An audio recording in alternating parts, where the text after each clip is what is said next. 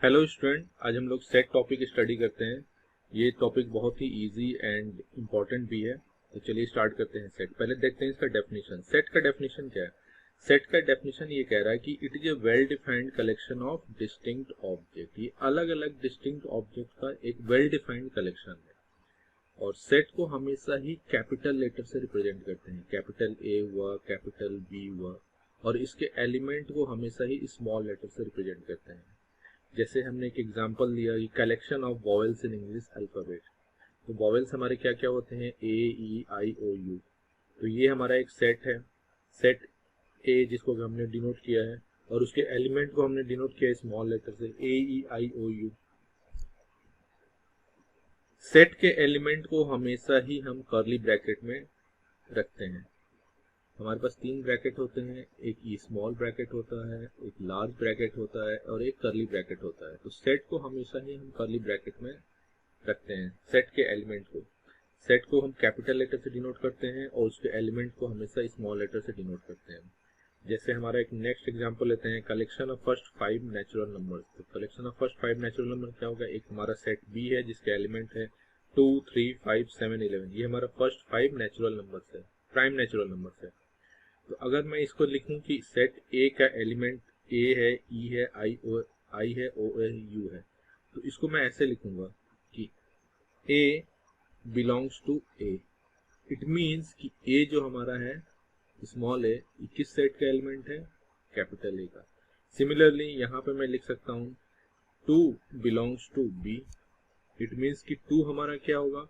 इसका मीनिंग होता है बिलोंग्स टू। बिलोंग्स टू 2 हमारा किसका एलिमेंट है? सेट बी का एलिमेंट है। तो इस तरह से हम सेट को रिप्रेजेंट करते हैं कैपिटल लेटर से, और उसके एलिमेंट को स्मॉल लेटर से, और उस एलिमेंट को किस में लिखते हैं? कर्ली ब्रैकेट में लिखते हैं। आगे देखते हैं अब सेट को कैसे रिप्रेजेंट करते हैं। सेट को हम रिप्रेजेंट करने के हमारे पास दो फॉर्म होते हैं। पहले फॉर्म को बोलते हैं रोस्टर फॉर्म या टेबुलर फॉर्म, एंड दूसरे फॉर्म को बोलते हैं हम लोग सेट बिल्डर फॉर्म। सेट के हम रिप्रेजेंट करने के दो फॉर्म होते हैं। पहला हमारा रोस्टर फॉर्म या टेबुलर फॉर्म, उसी को बोलते हैं। दूसरा हमारा है सेट बिल्डर फॉर्म। अब रोस्टर फॉर्म देखते हैं क्या। रोस्टर फॉर्म हमारा है कि in this form a set is described by listing elements separated by commas within bracket. For example the set of vowels of English alphabet may be described as this. ये हमने जो example लिया ये हमारा roster form है और tabular form है। इसमें हम क्या करते हैं? सेट के एलिमेंट को कर्ली ब्रैकेट के अंदर हम कॉमा से सेपरेट करते हैं। जैसे कि और दूसरा एग्जांपल लेते हैं the set of even natural number. इसको भी हम कैसे डिस्क्राइब कर सकते हैं? 2, 4, 6। ये हमारा रोस्टर फॉर्म हुआ। इफ इन थर्ड एग्जांपल लेते हैं कि if A is the set of all prime number less than 11 then A is equal to 2, 3, 5, 7। सारे प्राइम नंबर 11 से छोटा। तो ये हमारा हो गया। ये सारे एग्जांपल हमारे हैं किसके हैं? रोस्टर फॉर्म के और टेबुलर फॉर्म के। अब सेट में एक चीज हमारा ध्यान देने वाली बात है कि the order in which the elements are written in set makes no difference. जैसे हमने किसी सेट के अंदर कोई एलिमेंट लिखा है, जैसे 1, 2, 3, तो ये मैटर हमें नहीं करता कि हम इसका ऑर्डर कैसे लिखें। हम इसको ऐसे भी लिख सकते हैं 2, 1, 3। इसको हम ऐसे भी लिख सकते हैं 3, 2, 1। तो हम सेट के एलिमेंट को हम किसी भी ऑर्डर में लिख सकते हैं, और सेट के एलिमेंट कभी भी रिपीट नहीं होना चाहिए। जैसे कि हम ये एक सेट है तो इसमें हम लिख दिया 1, 2, 3, 2। ये हमारा नहीं होना चाहिए। सेट में हमेशा ही यूनिक एलिमेंट होना चाहिए। 1, 2, 3 ये यहाँ पे है। दस A, E, I, O, U and this denote the same set. Same set की ऑर्डर कुछ भी हो सकता है। Also the repetition of element has no effect. It means कि 1, 2, 3, 2 इज सेम एज 1, 2, 3। ये हमारा है। अब आगे देखते हैं नेक्स्ट हमारा जो फॉर्म है इसको बोलते हैं सेट बिल्डर फॉर्म। तो इस फॉर्म में हम कैसे लिखते हैं? इन this form a set is described bye A characterising property px of its element. In such A case the set is described bye x such that px holds, or x vertical line px holds, which is read as the set of all x that px holds. The symbol this or vertical line colon is read as such that. जैसे the set E of all even numbers can be represented as x such that x is a natural number and x is equal to 2n, where n belongs to natural number. इसको हम ऐसे भी लिख सकते हैं x such that x belongs to natural number and x is equal to 2n। अब यहाँ मुझे बताना होगा कि n क्या है, where n belongs to natural number। जैसे हम एक एग्जांपल लेते हैं, तो जैसे हमने एग्जांपल लिया 1 2 3 4 5 6 7 8, तो अब इसको सेट बिल्डर में हम कैसे लिखेंगे, ये हम लिख सकते हैं x such that x belongs to natural number। हमारा x such that x हमारा क्या है, नेचुरल नंबर। अब मुझे बताना होगा कि x कहाँ से कहाँ तक, मतलब नेचुरल नंबर 1 से स्टार्ट होता है, तो ऑब्वियसली मैंने इसको लिख दिया x is less than equal to 8। ये हम इसको ऐसे लिख सकते हैं, या हम इसको ऐसे भी लिख सकते हैं x इज लेस देन 9। इसका कहने का मतलब ये है कि 9 से छोटा नेचुरल नंबर कहाँ, 8, यानी कि 8 तक हमें रुक जाना है। तो ये हमारे रिप्रेजेंटेशन का सेकंड फॉर्म है, इसको बोलते हैं सेट बिल्डर फॉर्म। जैसे कि एक और ले लेते हैं, जैसे हमने एग्जांपल लिया सी में हमने क्या लिया, एलिमेंट 0 1 4 9 16 डॉट डॉट।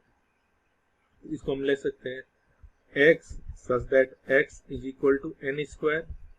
अब ये सभी का वो है क्या है, स्क्वायर ऑफ एवरी इंटीजर्स, तो हम इसको कह सकते हैं n बिलोंग्स टू इंटीजर। बस हो गया हमारा। जैसे कि पॉजिटिव नेगेटिव, अगर नेगेटिव इंटीजर भी लेंगे, जैसे -2 का स्क्वायर 4 हो गया, +2 का स्क्वायर भी वही 4 हो गया, 0 का हो गया यही हो गया, 1 का यही हो गया, -1 का भी यही हो गया, 2 का भी यही होगा, तो हमने डायरेक्ट लिख दिया n बिलोंग्स टू इंटीजर। ठीक है, ये हमारा दो रिप्रेजेंटेशन हुआ। पहले रिप्रेजेंटेशन को क्या बोलते हैं, रोस्टर फॉर्म और टेबुलर फॉर्म, और दूसरे रिप्रेजेंटेशन को बोलते हैं सेट बिल्डर फॉर्म। जैसे हमने कुछ एग्जांपल ले लेते हैं, write the following set in roster form. Roster form means वही, हम कर्ली ब्रैकेट में जो भी एलिमेंट्स रखते हैं उसको कॉमा से सेपरेट कर देंगे। The set of all letters in mathematics, तो मैथमेटिक्स में क्या हम लिखेंगे, m कर देंगे, a कर देंगे, सारे लेटर्स को हम लिख देंगे। बस ये ध्यान देने वाली बात है कि कोई हमारा ऑर्डर कुछ भी होना चाहिए, कोई मैटर नहीं करता, और एलिमेंट्स हमेशा यूनिक होने चाहिए, कोई रिपीट नहीं होने चाहिए। तो यहाँ हमने लिख दिया MATHE, MATI अगेन रिपीट कर रहा है तो उसको मैंने हटा दिया, ये हमारा हो गया। ठीक है, उसी तरह हमने ये set of all letters in the world algebra. Algebra में अब देख लेंगे हम कौन सा वर्ड रिपीट कर रहा है। ए को मैंने लिख दिया, फिर एल को मैंने लिख दिया, फिर जी को भी लिख दिया, फिर ई को भी लिख दिया, फिर बी को भी लिख दिया, फिर आर को भी लिख दिया, फिर आर के बाद ए आ रहा है, लेकिन हम ए रिपीट हो रहा है तो इसलिए हम ए को नहीं लेंगे, तो यहीं तक लेंगे, ये हमारा हो गया। फिर उसी तरह the set of all vowels in the word equation. Equation में कौन कौन से वॉवेल्स हैं, इस इक्वेशन में EQUATION वॉवेल्स हमारा कौन से हैं, AEIOU होता है, तो एक वॉवेल्स ये हो गया, एक वॉवेल्स ये हो गया, एक वॉवेल्स ये हो गया, एक वॉवेल्स ये हो गया, एक वॉवेल्स ये हो गया। तो हम इनको लिख लेते हैं, कोई भी ऑर्डर में लिखते हैं कोई मैटर नहीं करता, बस यूनिक होना चाहिए। नेक्स्ट हमारा the set of all natural number less then 7, तो लेस देन 7 के लिए लिख दिया 1 2 3 4 5 6 7। लेस देन और इक्वल टू 7 रहता तो 7 भी इंक्लूड हो जाता, लेकिन यहाँ लेस देन 7 है, 7 से छोटा नेचुरल नंबर, इट मीन 6 तक है। Set of squares of integers, integers के स्क्वायर, तो पॉजिटिव इंटीजर्स का स्क्वायर है, नेगेटिव इंटीजर्स का स्क्वायर, दोनों सेम रह जाएगा, तो 0 1 4 9 16 ये हमारा हो गया। ये कुछ एग्जांपल्स हैं हमारे, जिसमें हमें लिखना था कि सभी क्वेश्चंस में हमें इन सबको रोस्टर फॉर्म में कन्वर्ट करना था। अब आगे देखते हैं, अब ये कुछ है जिसमें हमें, अब ये नेक्स्ट एग्जांपल हमारा है कि write the following set in set builder form. तो इसमें first example the set of all letters in the word probability, तो हम इसको करेंगे the x such that x is a letter in the word probability, ये हमारा another form हो गया। सिमिलरली एक दूसरा हमारा है question the set of reciprocal of natural number, the x such that x is A reciprocal of a natural number. Next हमारा है the set of all odd natural number, तो odd natural number को कैसे present करते हैं, 2n - 1 से करते हैं। अब ये हमारा बताना होगा कि n क्या है, तो n belongs to natural number. अगर इवन रहता है तो 2n सिर्फ लिख देते हैं, और n बिलोंग्स टू नेचुरल। जैसे कि नेक्स्ट हमारा है the set of all even natural number, तो x such that x is equal to 2n where n belongs to natural number, और x और 2n such that n belongs to natural number. This is another way of writing. अब आगे देखते हैं types of set. अब set कितने types के होते हैं, पहले एम्प्टी सेट, जैसे नाम से ही ये क्लियर है कि एम्प्टी का मतलब खाली, मतलब उसमें कोई एलिमेंट नहीं होगा। तो अब देखते हैं कि ये क्या है, empty set, a set is said to be empty और नल और वाइड। इसको तीन नाम होते हैं, एम्प्टी सेट, या तो नल सेट, या तो वाइड सेट, और if it has no element and it is denoted by phi, इसको बोलते हैं फाई। तो in roster form it is denoted by curly bracket with no element. X such that x belongs to natural number and x is greater than 5 but less than 6. It means 5 और 6 के बीच में कौन सा natural number है? कुछ भी नहीं है, वही 5 हो गया. अब x such that x is an even prime numbers greater than 2. 2 से ज्यादा कोई बड़ा इवन प्राइम नंबर है ही नहीं, तो वो भी 5 हो गया. मतलब कुछ ऐसा सेट जिसमें कि कोई भी एलिमेंट ना हो, उस सेट को क्या बोलेंगे? एम्प्टी सेट, नल सेट और वॉइड सेट. अब नेक्स्ट हमारा है सिंगलटन सेट. सिंगलटन सेट का मतलब क्या है? सिंगलटन सेट मतलब जिसमें एक ही एलिमेंट हो. A set consisting of a single element, वैसे सेट को हम क्या बोलेंगे? Singleton set. जैसे ये हमारा सिंगलटन सेट का एग्जांपल है. अब नेक्स्ट हमारा कि x such that x belongs to n and x square is equal to 9. तो x square is equal to 9, it means कि x is equal to what? Plus minus 3. तो plus minus 3 का मतलब क्या हुआ? और हमारा x हमने बता दिया कि नेचुरल नंबर है, तो इट मीन्स हमारे सेट में क्या आएंगे? माइनस 3 और प्लस 3. लेकिन माइनस 3 नेचुरल नंबर नहीं है, तो माइनस 3 हम नहीं लेंगे, केवल लेंगे क्या? 3 प्लस 3. तो ये कौन कितने एलिमेंट है? केवल एक एलिमेंट है, तो ये भी हमारा सिंगलटन सेट का एग्जाम्पल है. अब आगे देखते हैं फाइनाइट सेट. फाइनाइट सेट का मतलब कि जिसके एलिमेंट को हम काउंट कर सकें, जिसके एलिमेंट काउंटेबल हैं. A set is called a finite set if it is either void set और its element can be listed, counted और labelled by natural number 1, 2, 3 and the process of listing terminates at certain natural number n. मतलब उसके element को हम count कर सकते हैं, ये नहीं कि उसके एलिमेंट इनफाइनाइट तक चला जाए, डॉट डॉट डॉट करके इनफाइनाइट तक कर देते हैं. तो वैसे सेट को हम वो नहीं बोलेंगे फाइनाइट सेट. फाइनाइट सेट मतलब ऐसा उसके एलिमेंट को हम काउंट कर सकें. जैसे यहाँ पे है ए हमारा एक सेट है जिसके एलिमेंट है 1, 2, 3, 4, 5. ये हमारा फाइनाइट सेट हो गया. अब नेक्स्ट देखते हैं cardinal number of finite set. Cardinal number का मतलब ये हुआ कि हम सेट के एलिमेंट कितने हैं, उसकी नंबरिंग कितनी है. ऑब्वियसली जिस फाइनाइट सेट के ही नंबर को हम काउंट कर सकते हैं, तो इसलिए cardinal number of A finite set. The number n in the above definition is called the cardinal number order of A finite set and it is denoted bye n.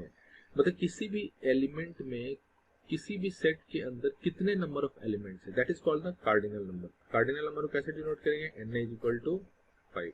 n से denote करते हैं. Number of means cardinal element of cardinal number of set A, cardinal number of set A. उसी तरह अगर मैं n भी लिख दूं तो ये हो गया हमारा cardinal number of set B. ये हो गया. हमारा इनफाइनाइट सेट क्या हुआ? ऑब्वियसली इनफाइनाइट सेट का मतलब जिसके एलिमेंट को हम काउंट ना कर सके, इनफाइनाइट एलिमेंट. जैसे कि for example a set whose elements can not be listed by natural number 1, 2 for any natural number and n is called an infinite set. For example set of all points in the plane. Plane के अंदर कोई point है, उसको हम count ही नहीं कर सकते, इतने सारे इनफाइनाइट पॉइंट्स हो सकते हैं. सेकंड हमारा एग्जांपल है set of all lines in the plane. Plane में जितने भी लाइंस होते हैं सारे क्या होंगे? इनफाइनाइट लाइंस होंगे. एक प्लेन में हमारे पास इनफाइनाइट लाइन हो सकते हैं, तो ये हमारे क्या हो गए? इनफाइनाइट सेट हो गए. अब इक्विवेलेंट सेट देखो क्या होता है. इक्विवेलेंट सेट ये है कि two finite sets A and B are equivalent if their cardinal numbers are same. अगर दो सेट के कार्डिनल नंबर अगर इक्वल होंगे तो उस वैसे दोनों सेट को हम क्या बोलेंगे? Equivalent set. मतलब अगर सपोज मेरे पास एक कोई एलिमेंट है 1, एक सेट है जिसका एलिमेंट है 1, 2, 3 एंड B है, इसका एलिमेंट है A, B, C. तो कार्डिनल एलिमेंट, कार्डिनल का मतलब क्या हो गया? Cardinal set. ये दोनों तो इसके क्या हो गए? कार्डिनल नंबर कितना हो गया? 3 हो गया. इसके कार्डिनल नंबर क्या हो गए? इसके भी 3 हो गए. ये दोनों कार्डिनल नंबर इक्वल है, इट मींस कि दोनों हमारे क्या हो गए? इक्विवेलेंट सेट हो गए. बट ये इक्वल सेट, ये इक्विवेलेंट सेट होंगे, इक्वल सेट होंगे नहीं होंगे, इक्वल सेट नहीं होगा, जो कि हम अभी आगे देखेंगे. बस इक्विवेलेंट सेट का मतलब ही ये हुआ कि दोनों के कार्डिनल नंबर सेम होने चाहिए, दैट्स इट. अब उसके एलिमेंट सेम हो या ना हो उससे कोई मैटर नहीं करता, बस वो बट वो सेट के नंबर ऑफ एलिमेंट सेम होना चाहिए. जैसे इक्वल सेट हुआ, two sets A and B are said to be equal if every element of A is a member of B and every element of B is a member of A. If set A and B are equal then A is equal to B and not equal when A and B are not equal. ठीक है. अगर हमारा set हमने एक ये लिया, A लिया 1, 2, 5, 6 इसके एलिमेंट है एंड B सेट लिया, इसके हमारे एलिमेंट क्या हो गए? यहाँ इसे करली ब्रैकेट में होगा 5, 6, 2, 1. ठीक है. तो हम देख रहे हैं कि ऑर्डर, ऑब्वियसली ऑर्डर कोई मैटर नहीं करता, इसके एलिमेंट सेम होना चाहिए। तो ए का एलिमेंट 1 2 5 6 वही बी में भी है, तो मैं बोलूंगा कि ए और बी क्या है, इक्वल सेट है, because each element of A is an element of B and vice versa. मतलब ए के जो भी एलिमेंट है वो सारे बी में है और बी के सारे एलिमेंट ए में है, तो मैं बोलूंगा कि ए और बी क्या है, दोनों इक्वल सेट है। इसमें एक चीज ध्यान देने वाली बात है कि it follows from the above definition and the definition of equivalent set that equal sets are equivalent set. ठीक है, जब दो सेट इक्वल होंगे तो ऑब्वियसली वो इक्विवेलेंट होंगे ही होंगे। क्यों होंगे? क्यों, जब वो इक्वल होंगे तो उसके दोनों के एलिमेंट्स ऑब्वियसली इक्वल होंगे, तो जब इक्वल होंगे तो उनके नंबर भी इक्वल होंगे। नंबर मतलब कार्डिनल नंबर भी इक्वल होंगे। जब कार्डिनल नंबर इक्वल होंगे इट मीन्स कि दोनों सेट हमारा क्या है, इक्वल सेट है। लेकिन अगर बट यहाँ देखिए, बट ये लिखा है कि but equivalent sets need not be equal. Equivalent होने के लिए सिर्फ हमारा कंडीशन है कि दोनों की कार्डिनल नंबर इक्वल होना चाहिए। तो जैसे ये हमारा दो सेट का एग्जांपल लिया है मैंने, ए है 1 2 3 एंड बी है ए बी सी। दोनों हमारा सेट इक्विवेलेंट है। क्यों? क्योंकि दोनों के कार्डिनल नंबर इक्वल हैं, लेकिन दोनों सेट इक्वल नहीं है। वही यहाँ कह रहा है कि all equal sets are equivalent but all equivalent sets need not to be equal. हो भी सकता है लेकिन जरूरी नहीं है, लेकिन सारे इक्वल सेट्स इक्विवेलेंट होंगे ही होंगे। तो ये देखिए, ये हमारा एग्जांपल है, ये दोनों सेट हमारे क्या हो गए, इक्विवेलेंट हैं क्योंकि दोनों कार्डिनल नंबर सेम है, लेकिन दोनों सेट इक्वल नहीं है, ये इक्विवेलेंट सेट है। ठीक है, यहाँ तक क्लियर। अब जैसे कि हम एक एग्जांपल लेते हैं, which of the following sets are empty set. जैसे ये फर्स्ट है कि x such that x is an even prime number. तो अब ये क्या देखते हैं कि ये हमारा है या नहीं है एम्प्टी सेट।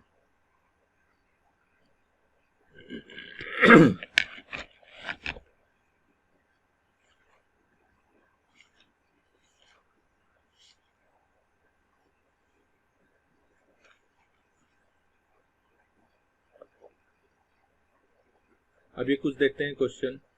अब ये क्वेश्चन कर रहे हैं कि which of the following sets are empty set. तो ये है फर्स्ट एग्जांपल है, x such that x is an even prime number. तो अब ये एम्प्टी सेट है या नहीं है, इवन प्राइम नंबर। तो इवन प्राइम नंबर क्या है, इवन प्राइम नंबर है 2। ये सेट में हमारे पास एक एलिमेंट आ गए, so this is not empty, क्योंकि इसमें हमारे पास एक एलिमेंट आ गए। इसको हम एक तरह से सिंगलटन सेट कह सकते हैं। अब दूसरा क्या हो गया, x such that x greater than 4 but less than 5, x belongs to natural number. ठीक है, ये हमारा हो सकता है। क्यों होगा? क्योंकि इसमें हमारे पास कोई एलिमेंट नहीं होगा, क्योंकि 4 और 5 के बीच में कोई भी नेचुरल नंबर नहीं है। तो हमारा ये क्या हो गया, एम्प्टी सेट हो गया, empty set. Clear. Next example लेते हैं, find the pair of equal sets. अभी इक्वल सेट्स कौन कौन से इसमें बताना है कि मेरे पास इक्वल सेट्स और इक्विवेलेंट सेट्स हमें याद रखना है। इक्विवेलेंट सेट्स का मतलब कि दोनों का कार्डिनल नंबर सेम होना चाहिए, बट इक्वल सेट्स का मतलब कि दोनों के एलिमेंट सेम होना चाहिए। तो अब जैसे ए में हमारे पास 0 है, बी में क्या है, x is greater than 15 and x is less than 5। तो x is greater than, B में हमारे पास क्या रहेगा, अब सी में हो गया, सी क्या है, x such that x minus 5 is equal to 0। It means कि ये हमारे पास क्या हो गया, x में 5 हो गया, सी में हमारे पास 5 मिल गया। डी क्या है, x such that x square is equal to 25। तो ये हमारे पास आ गया x is equal to plus minus 5। And E हमारे पास है x such that x is an integral positive root of the equation this. तो ये हमारे पास इक्वेशन को अगर मैं सॉल्व करूं तो इसमें क्या आ रहा है हमारे पास, पॉजिटिव, यानी कि इसके दो फैक्टर हो जाएंगे 5 और 3। तो एक्स स्क्वायर इसको फैक्टर कर देते हैं, minus 5x plus 3x minus 15 equals to 0। तो x माइनस 5 एक आ जाएगा और दूसरा आ जाएगा x plus 3 is equal to 0। Check कर लेते हैं, x square plus 3x minus 5x plus 3x minus 5। हाँ ठीक है, तो यहाँ पे दो वैल्यू मिलेगी x की एक वैल्यू मिलेगी माइनस 3 और दूसरी वैल्यू आ गई प्लस 5। यहाँ पे क्या बोल रहा है, इंटीग्रल पॉजिटिव रूट। तो इंटीग्रल पॉजिटिव रूट हमारे पास क्या होंगे, केवल 5 होंगे। तो ये 5 हो गया। अब मुझे बताना है कि इसमें कौन कौन सी इक्वल सेट है। इक्वल सेट का मतलब उसके मेंबर्स इक्वल होने चाहिए। तो हमने देखा कि C में 5 है और इसमें 5 है, तो हमने बताया कि C और E यही दो केवल इक्वल सेट्स हैं। तो इस तरह हमने इस क्वेश्चन को सॉल्व किया। नेक्स्ट देखते हैं। नेक्स्ट हमारा क्या टॉपिक है, सबसेट। सबसेट क्या होता है? लेट ए एंड, सबसेट्स ये है कि let A and B be two sets, तो if every element of A is an element of B then A is called the subset of B. मतलब A के सारे एलिमेंट बी में होने चाहिए, तो ए को मैं क्या बोलूंगा, सबसेट है बी का। If A is a subset of B we write A, this is the denotation of subset which is read as A is a subset of B और A is contained in B, मतलब A के सारे element B में है। thus A is subset of B if A, जो कि A small है, जो कि कैपिटल A एक सेट है, उसके अंदर उसका एलिमेंट है, तो A मैं बोलूंगा कि A B का भी एलिमेंट होना चाहिए। तो इस तरह मैं क्या बोलूंगा कि A हमारा कैपिटल A क्या है, सबसेट ऑफ B है। If A is subset of B we can say that B contains A और B is a superset of A and we write B ये सिंबल। इसमें कुछ थ्योरम है। जैसे थ्योरम फर्स्ट क्या कर रहा है कि every set is a subset of itself. Obviously every set, सारे एलिमेंट उसी सेट में है। सेकंड थ्योरम क्या कर रहा है, the empty set is a subset of every set. Yes, मतलब मींस हर सेट में एक एम्प्टी सेट होता है। हर सेट का मतलब एम्प्टी सेट सभी सेट में होते हैं, ये हम कह सकते हैं। थर्ड हमारा थ्योरम क्या कर रहा था, total number of subset of finite set containing n elements is 2 की पावर n। किसी भी सेट है उसमें अगर n एलिमेंट है तो उसके टोटल नंबर ऑफ सबसेट्स कितने होंगे, 2 की पावर n। जैसे कि हमारे पास एक सेट है, इसके एलिमेंट्स क्या है, 1 है, 2 है, 3 है, तो इसके टोटल नंबर ऑफ सबसेट्स कितने होंगे, इसके टोटल नंबर ऑफ एलिमेंट्स कितने हैं, 3 है, तो टोटल नंबर ऑफ सबसेट होंगे 2 की power 3 which is equal to 8। मतलब इसके टोटल नंबर ऑफ सबसेट्स बनेंगे टोटल 8। अगर किसी भी सेट के एलिमेंट अगर 4 होंगे तो 2 की पावर 4 इज इक्वल टू 16, तो उस सेट के टोटल नंबर ऑफ सबसेट्स कितने होंगे, 16 होंगे। इसको हम आगे प्रूफ में देखेंगे। अब पहले देखते हैं यूनिवर्सल सेट। तो यूनिवर्सल सेट का मतलब ये हुआ कि a set that contains all sets in a given context that is called the universal set. मतलब हमने इमेजिन कर लिया कि ये हमारा यूनिवर्सल सेट है, उसमें सारे सेट कंटेन होंगे। हमने उसको एक डायग्रामेटिकली मेंशन कर दिया कि ये हमारा एक सेट है, ये यूनिवर्सल सेट है। इसी में आप जितने भी हम डिस्कस करेंगे ये सारे इसी सेट के अंदर होंगे। सेट ए है, सेट बी है, ये है सेट, ये बी है, ये मतलब हमने एक इनवर्स मान लिया। हमने डिस्कशन के लिए पॉइंट ऑफ व्यू से हमने एक यूनिवर्सल सेट बना लिया। इसके अंदर 2 सेट होंगे, ए और B. For example, when we study the 2-dimensional coordinate geometry, then the set of all points in xy plane is the universal set। हाँ ठीक है, सारे उस universal set में आएंगे। Second example हम देते हैं, when we are using set containing natural numbers, then n is the universal set। ठीक है, n is an universal set हो गया। अब a हमारा एक तीसरा एग्जाम्पल लेते हैं कि a हमारा सेट है जिसका एलिमेंट है 1 2 3, b में एलिमेंट है 2 4 5 6 एंड c में एलिमेंट है 1 3 5 7। तो यूनिवर्सल सेट का मतलब कि सारे सेट को हमने ले लिया, सारे सेट के एलिमेंट को हम ले लेंगे तो हमारा यूनिवर्सल सेट हो गया। मतलब उस सेट यूनिवर्सल सेट के अंदर ही सारे सेट आएंगे जो भी हम डिस्कस कर रहे हैं, तो ए बी सी। अब पावर सेट क्या होता है, देखिए पावर सेट का मतलब अगर हमारे पास ए कोई सेट है, देन द कलेक्शन और family of all the subsets of A set A is called the power set of A and it is denoted by P A. तो अगर किसी भी सेट का टोटल नंबर ऑफ सबसेट्स होते हैं ना, उसके पूरे कलेक्शन को हम जब लिखेंगे तो उसी को बोलते हैं पावर सेट। जैसे कि ए सेट ए है, इसके एलिमेंट है 1 2 3, तो पावर सेट का मतलब ये हुआ कि इसके कौन कौन से सबसेट्स होंगे उसको हम कलेक्शन वाइज हम लिखते हैं, तो उसी को हम बोलते हैं पावर सेट। तो इसके कौन कौन से, एक 5 तो हम जानते हैं कि सभी सेट में होता है, 5 the subset of every set. अब इसके हमारे पास ये भी होंगे एक subset, this is another subset, this is another subset। Similarly 1 2 है, ये भी एक सबसेट है इसका, 2 3 है, ये भी सबसेट है इसका, 1 3 है, ये भी सबसेट है इसका, 1 2 3 ये भी है सबसेट इसका। तो टोटल इस सभी को हम एक साथ लिखते हैं, तो इसी को बोलते हैं पावर सेट। इसी का जो फॉर्मूला था ना कि टोटल 8 आएंगे, तो ये देखिए टोटल 8 होगा, 1 2 3 4 5 6 7 8, तो टोटल ये 2 की power 3 which is equals to 8। Yeah, we know that A set having n elements has 2 की power n subset. Therefore, if A is a finite set having n elements, then P a power set of A has 2 की power n elements. हाँ बिल्कुल सही है. Similarly, अब एक और देखते हैं. एक set B है, इसके एलिमेंट है A and B. Find PA. Find PA नहीं, यहाँ PB होगा. Find PB. तो PB हम निकालेंगे.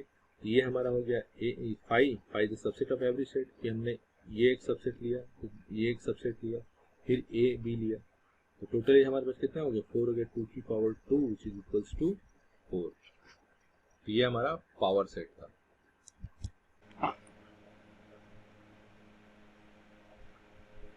और हम लोग स्टडी करते हैं वेन डायग्राम.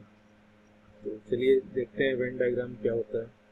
वेन डायग्राम का मतलब ये होता है कि हम लोग जो सेट स्टडी किए हैं उसको हम लोग पिक्चर में कैसे रिप्रेजेंट करते हैं. तो सपोज हमारे पास एक यूनिवर्सल सेट है. ये हमारे पास, हम इसको यूनिवर्सल सेट को हम लोग इससे रिप्रेजेंट करते हैं एक रेक्टेंगुलर बॉक्स से. और इनसाइड बॉक्स जो भी हम सेट को रिप्रेजेंट करना होगा हम ऐसे करेंगे. ये हमारा सेट है. ऑब्वियसली कोई भी सेट हमारा यूनिवर्सल सेट का सबसेट होता है, तो इसको हम कहते हैं A is the subset of universal set.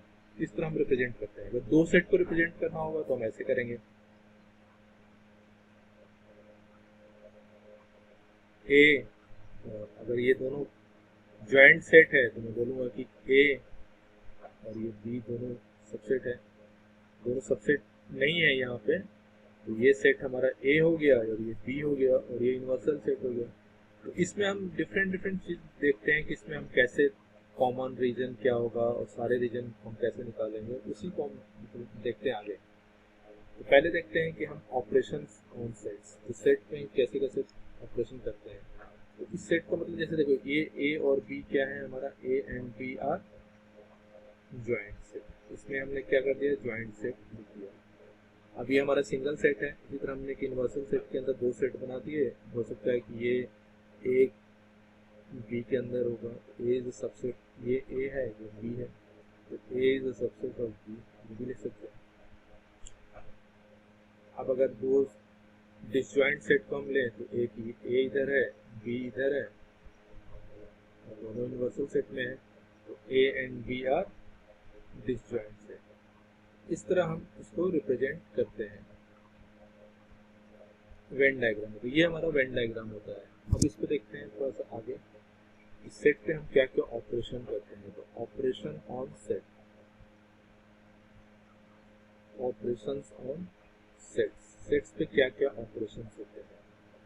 सबसे पहले हम लोग देखते हैं यूनियन, जो कि बहुत ही इंपॉर्टेंट. यूनियन, इंटरसेक्शन, ये बहुत ही इंपॉर्टेंट और बहुत ही इजी होता है. सपोज मेरे पास कोई सेट है हमारा 1 2 3 4 5, ठीक है, और बी हमारा दूसरा सेट है 4 5 6 7 8. तो ए यूनियन बी को हम रिप्रेजेंट करते हैं ऐसे, वर्टिकल यू.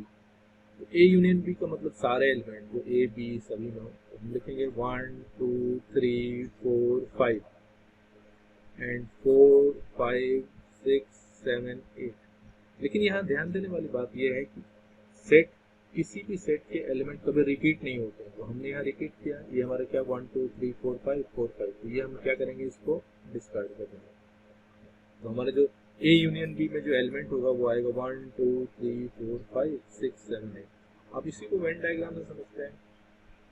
अगर इसको मैं सेट बिल्डर में लिखना होगा तो सेट बिल्डर में हम इसको ऐसे लिखेंगे, x such that x belongs to A और x belongs to B. मतलब x जो भी ये एलिमेंट है या तो A में है या B में है, ये मैंने और लगाया हुआ है, या x A में है या x B में है. ये हमारा क्या हो गया, यूनियन है. अब यूनियन को हम कैसे वेन डायग्राम में रिप्रेजेंट करते हैं. ये हमने वेन डायग्राम में रिप्रेजेंट किया. ये हमारा सेट A है, इसमें हमारा एलिमेंट है, और ये सेट B है, इसमें भी हमारे कुछ एलिमेंट है. तो सेट A और B. तो सेट A और B में क्या क्या एलिमेंट है. सेट A में लिखते हैं पहले 1 2 3 4 5. तो 1 2 3 एंड 4 5 ऐसा है जो B में भी है. ये ध्यान देखिए, 4 5 ऐसा जो B में भी है. तो ये हो गया 1 2 3 4 5 6 7. तो सेट ए एंड बी जो हमारा सेट होता है यूनियन निकालने का, उसको हम लोग रिप्रेजेंट ऐसे करते हैं, मतलब सारे एलिमेंट, एक ऐसा एलिमेंट जो इसमें भी हो, इसमें भी हो, इसमें भी हो, ऐसे को हम क्या बोलेंगे, यूनियन ऑफ द सेट। अब नेक्स्ट हमारा है, इसके बाद हम देखते हैं इंटरसेक्शन। इंटरसेक्शन क्या होता है? इंटरसेक्शन इंटरसेक्शन क्या होता है? इंटरसेक्शन का मतलब ये होता है कि अगर दो सेट हैं, उनके बीच में कॉमन क्या है। ये हमने बना लिया दो सेट, जो कॉमन क्वेश्चन आता है इसको हम लोग क्या लिखते हैं, ये क्वेश्चन, इसको हम लोग क्या बोलेंगे, ए इंटरसेक्शन बी। अगर ये ए है, ये बी है और ये यूनिवर्सल सेट है, तो हम इसको सेट बिल्डर को कैसे लिखेंगे, तो सेट बिल्डर को हम लोग, इसको हम सेट बिल्डर फॉर्म में ऐसे लिखते हैं इंटरसेक्शन बी को, x such that x belongs to A, x A में है and x belongs to B. तो ये वाला जो एलिमेंट होगा वो ए में भी है और बी में भी है। इसको हम किसी एग्जांपल से समझते हैं, जैसे प्रीवियस एग्जांपल जो हमने लिया था ए और बी का, ए में इतने हैं, बी में ये एलिमेंट है, तो इसमें अगर मैं ए इंटरसेक्शन बी लिखूं तो हमारा दो ही एलिमेंट है जो इस कॉमन रीजन में है, और वो दो एलिमेंट क्या है, 4 और 5 है। ये हमारा 4 और 5 हो गया, ठीक है, ये हमारा यूनियन हो गया, ये हमारा इंटरसेक्शन हो गया। अगर दो सेट, ये तो हमारा ज्वाइंट सेट हो गया, अगर दो सेट डिसज्वाइंट हो गए, सपोज मान लेते हैं कि ये सेट है और ये सेट है, इसमें तो कुछ कॉमन मिलेगा ही नहीं, कुछ भी कॉमन नहीं मिलेगा। तो अगर ये सी है, ये डी है, तो कुछ कॉमन ही नहीं मिलेगा, तो इसका आ जाएगा C intersection D equal to 5, common ही नहीं मिलेगा। तो दो सेट जो कि आपस में डिसज्वाइंट है, तो उसका इंटरसेक्शन जो होता है वो हमेशा 5 होता है, ठीक है।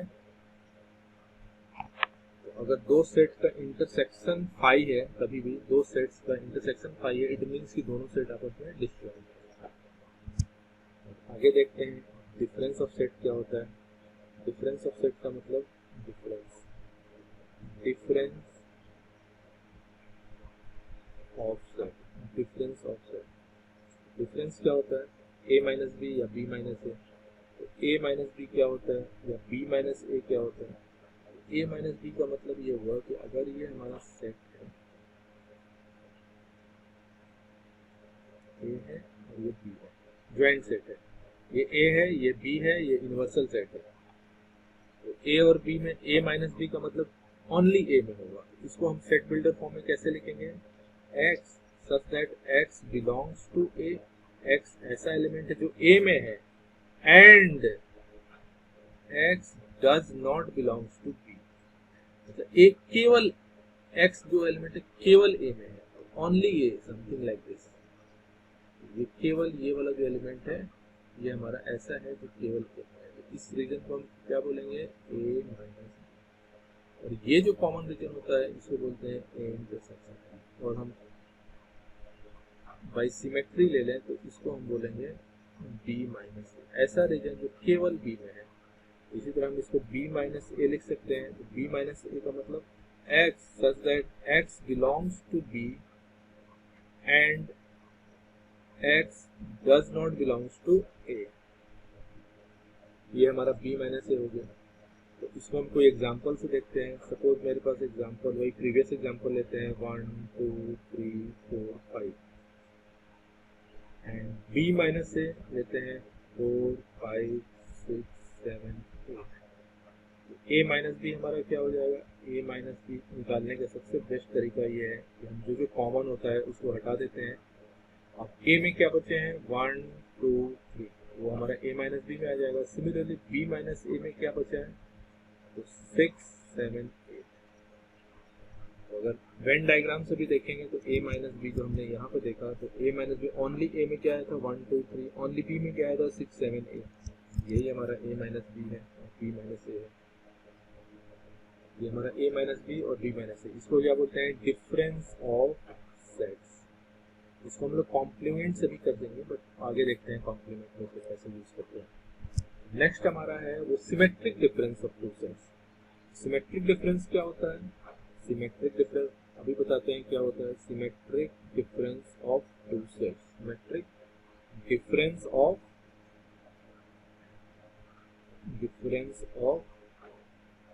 टू सेट्स, दो सेट का सिमेट्रिक डिफरेंस क्या है।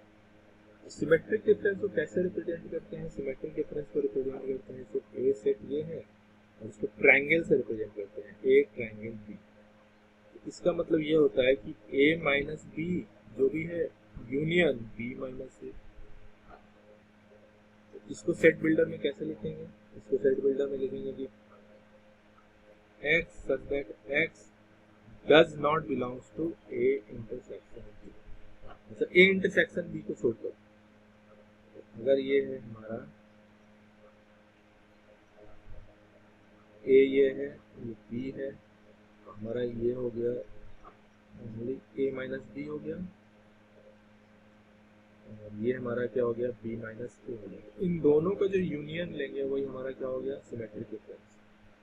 इट मीन्स ये हमारा क्या होता है, ऑब्वियसली हम जानते हैं ए इंटरसेक्शन बी होता है, और ये हमारा क्या होता है ए माइनस बी होता है, ये हमारा क्या होता है बी माइनस ए होता है।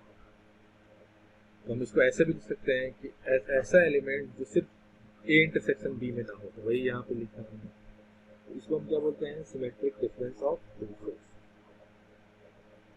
इसको हम रिप्रेजेंट कैसे करते हैं ट्रायंगल से। अब देखते हैं कॉम्प्लीमेंट। कॉम्प्लीमेंट क्या होता है, ये बहुत ही इंपॉर्टेंट होता है। कॉम्प्लीमेंट ऑफ सेट, सेट का कॉम्प्लीमेंट क्या होता है? कॉम्प्लीमेंट का मतलब ये होगा कि अगर कॉम्प्लीमेंट को ऐसे डिनोट करते हैं जैसे ए कॉम्प्लीमेंट, कुछ ऐसे भी डिनोट करते हैं या कुछ ऐसे भी डिनोट करते हैं। कॉम्प्लीमेंट को हम लोग इस तरह से डिनोट करते हैं। कॉम्प्लीमेंट का मतलब होता है ए को छोड़कर जो भी यूनिवर्सल सेट में बचता है उसको हम लोग बोलते हैं ए कॉम्प्लीमेंट। जैसे हमारे पास यूनिवर्सल सेट ये है, ए हमारे पास सेट ये है, तो ए के अंदर एलिमेंट तो ये है, तो ए के एलिमेंट को छोड़कर तो ये जो हमारे बाहर वाला जो बचता है इसी को बोलते हैं कॉम्प्लीमेंट ऑफ ए। तो इसको हम लोग रिप्रेजेंट करते हैं ए कॉम्प्लीमेंट। ए को छोड़कर जो भी बचता है that is called complement of A. Complement of A को हम सेट बिल्डर में कैसे लिखेंगे? x such that x doesn't belongs to A and x belongs to universal set। ठीक है, मतलब इसका मतलब कि अगर x A में नहीं होगा तो x कहाँ पे होगा? A कॉम्प्लीमेंट में होगा। अगर x A में होगा तो x A कॉम्प्लीमेंट में नहीं होगा। ठीक है, इसका मतलब ये हुआ कि अगर x हमारा a कॉम्प्लीमेंट में है, इसका मतलब कि x हमारा a में नहीं है। और दूसरे तरह से एक बार और ऐसे हम कर सकते हैं कि अगर x a में है तो हमारा इट मीन्स कि x हमारा a कॉम्प्लीमेंट में नहीं है। ये हमारा कॉम्प्लीमेंट का मीनिंग हुआ। जैसे हमने एक एग्जांपल लेते हैं, ए में हमारा मान लीजिए एलिमेंट है 1 2 3 4, और यूनिवर्सल सेट में हमारा क्या होता है? यूनिवर्सल सेट तो खैर इनफाइनाइट एलिमेंट हो सकते हैं, बट हमने डिफाइन करने के लिए 1 2 3 4 5 6 कर दिया। ठीक है, इतने ही यूनिवर्सल सेट अभी हमने कंसीडर कर रहे हैं। ए कॉम्प्लीमेंट में जो हमारे पास एलिमेंट होंगे वो तो ए को छोड़ के जो भी यूनिवर्सल सेट में बचे हैं, तो यूनिवर्सल सेट में क्या क्या बचे हैं 5 6, तो ये हमारा ए कॉम्प्लीमेंट में हो गया। ठीक है, तो अब कुछ प्रॉपर्टीज देखिए क्या होता है कॉम्प्लीमेंट का और इसका। देखिए पहले हम देखें ये प्रॉपर्टीज क्या होता है कॉम्प्लीमेंट पे। कॉम्प्लीमेंट पे प्रॉपर्टीज पहले प्रॉपर्टीज देखते हैं। प्रॉपर्टीज सबसे पहले यूनियन का देख लेते हैं, सबका देखते हैं धीरे धीरे। पहले यूनियन का देख लेते हैं, यूनियन की प्रॉपर्टी क्या होती है। यूनियन की प्रॉपर्टी ये हुई पहले A union A is obviously A होगा, एंड ए यूनियन बी, अगर दो सेट का यूनियन लेते हैं तो बी यूनियन ए यूनियन 5 में अगर यूनियन ए यूनियन लेंगे तो ये हमारा क्या हो जाएगा ए ही होगा। फाई में किसी का यूनियन करेंगे तो ऑब्वियसली वही सेट आएगा। And A union universal set that is nothing but your universal set, यही मिलेगा। ठीक है, अब इंटरसेक्शन का देखते हैं हम लोग कुछ प्रॉपर्टी। इंटरसेक्शन की प्रॉपर्टी क्या होती है, अगर ए इंटरसेक्शन के दो सेट का इंटरसेक्शन अगर दोनों सेम है तो ऑब्वियसली वही होगा। And A intersection B is equal to B intersection A, and A intersection five is nothing but your five, and A intersection universal set is your A. ये हमारा हो गया इंटरसेक्शन का और यूनियन की प्रॉपर्टीज हो गई। अब कॉम्प्लीमेंट का देख लेते हैं, कॉम्प्लीमेंट का यही देख लेते हैं। कॉम्प्लीमेंट का हम लोग देखते हैं। कॉम्प्लीमेंट में ये हुआ कि अगर ए कॉम्प्लीमेंट है, इसका फर्दर कॉम्प्लीमेंट लेंगे तो वही होगा। ठीक है, और यूनिवर्सल सेट का अगर मैं कॉम्प्लीमेंट लूं तो ये हमारा हो जाएगा 5। यूनिवर्सल सेट को छोड़कर क्या भी नहीं, हमारा ये हो गया 5। एंड 5 हमारा नल सेट है, उसको छोड़कर 5 complement that is your universal set. ठीक है,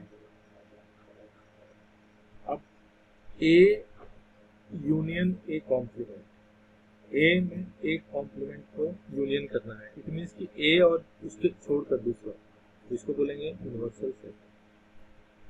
और अगर ए इंटरसेक्शन ए कॉम्प्लीमेंट, दोनों में क्या बचा, कुछ भी नहीं बचा, ये हो गया 5।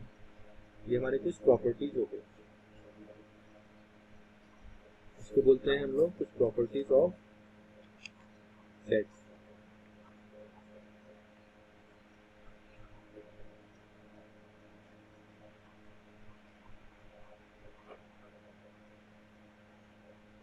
इसको बोलते हैं कम्यूटेटिव लॉ। इसको क्या बोलते हैं, कम्यूटेटिव लॉ। ये भी हमारा कम्यूटेटिव लॉ हो गया। अब देखते हैं थोड़ा एसोसिएटिव लॉ। एसोसिएटिव लॉ क्या होता है, एसोसिएटिव लॉ हमारा क्या होता है, एसोसिएटिव लॉ 3 सेट्स में होते हैं। तो वहां पे ये हुआ कि वहां पे हमने कम्यूटेटिव लॉ में 2 लिया था, तो यहाँ हमें 3 लेना होगा। तो ए यूनियन बी ब्रैकेट में यूनियन सी, इसका मतलब ये होगा कि A union B union C, bracket बस चेंज कर देंगे। तो पहले हम इसका यूनियन निकाल कर फिर लें या इसका यूनियन निकाल कर फिर लें, दोनों का रिजल्ट क्या होगा, सेम होगा। ये हमारा यूनियन में ट्रू होगा और इंटरसेक्शन में भी ट्रू होगा। A intersection B intersection C, तो इसको मैं सेम होगा इसका result A intersection B intersection C, इसको बोलते हैं एसोसिएटिव लॉ। अब डिस्ट्रीब्यूटिव लॉ क्या होता है, डिस्ट्रीब्यूटिव लॉ में थोड़ा सा चेंज हो जाता है। डिस्ट्रीब्यूटिव लॉ देखिए क्या होता है। डिस्ट्रीब्यूटिव लॉ में ये होता है कि जैसे हमने यहाँ यूनियन यूनियन यूनियन लिया, यहाँ इंटरसेक्शन इंटरसेक्शन लिया, यहाँ पे यूनियन इंटरसेक्शन होता है। तो अगर 3 सेट्स हैं, 3 सेट में अगर A union B intersection C, इसकी जो वैल्यू होगी वो A union B intersection A union C, A union B, ठीक है, इंटरसेक्शन ए यूनियन सी।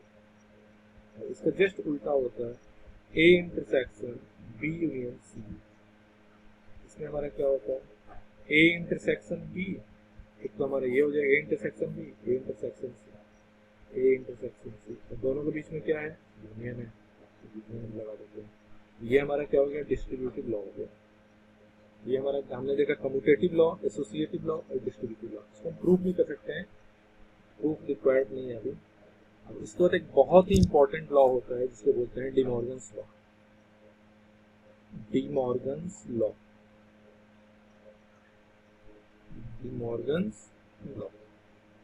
अब डी मॉर्गन्स लॉ क्या कहता है, डी मॉर्गन्स लॉ में हमारा कह रहा है, पहला होता है हमारा ए यूनियन बी का whole complement. A union B पे अगर होल कॉम्प्लीमेंट लगाते हैं तो पहली बात तो जब ये ब्रैकेट के अंदर जाएगा तो ये यूनियन को इंटरसेक्शन बना देगा और दोनों पे कॉम्प्लीमेंट लग जाएगा। A complement intersection B complement. ठीक है, दूसरा हमारा क्या हो गया, ए इंटरसेक्शन बी का होल कॉम्प्लीमेंट। तो ये अगेन जाएगा तो ये इंटरसेक्शन को यूनियन बना देगा, तो ये हो जाएगा A complement union B complement. ये हमारा क्या हो गया, डी मॉर्गन लॉ हो गया। इसको भी हम प्रूव कर सकते हैं, but that is not required right now.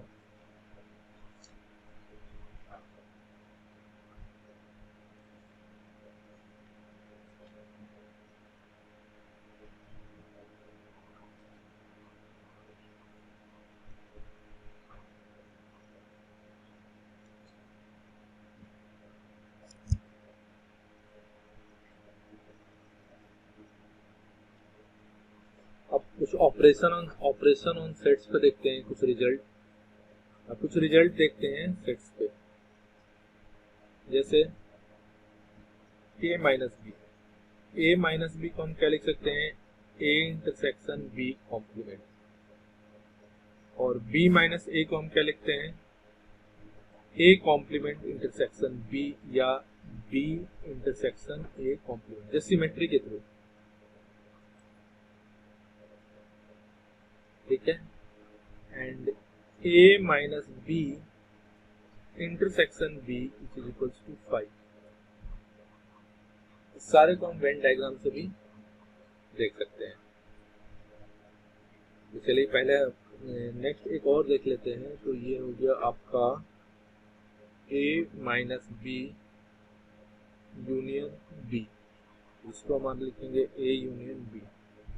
अब एक एक करके हम वेन डायग्राम से देखते हैं। इसको पहला देखते हैं ए माइनस बी। तो ए माइनस बी सभी को मानते हैं कि हमारा ये ज्वाइंट सेट है। ए माइनस बी का मतलब हो गया ए माइनस बी, ये हमारा ए सेट है, ये बी सेट। तो ए माइनस बी का मतलब हो गया हमारा ओनली ए का मतलब ये हो गया ये पोर्शन, ये।